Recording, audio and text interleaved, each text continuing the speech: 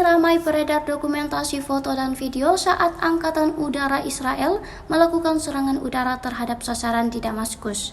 Rekamannya ramai diperbincangkan warganet di media sosial Telegram pada Senin 1 April 2024. Dua warga sipil terluka dalam serangan Israel di pinggiran Damaskus pada hari Minggu, kata Kementerian Pertahanan Suriah. Dalam serangan kedua terhadap negara tersebut dalam beberapa hari, Israel menargetkan beberapa lokasi di sekitar Damaskus dengan rudal yang diluncurkan dari dataran tinggi Golan yang diduduki, kata kementerian itu dalam sebuah pernyataan.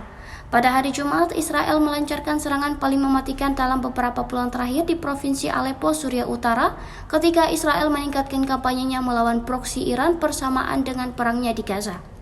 3 sumber keamanan mengatakan kepada Reuters bahwa 33 warga Suriah dan 6 pejuang dari kelompok Hizbullah yang didukung Iran tewas dalam serangan tersebut.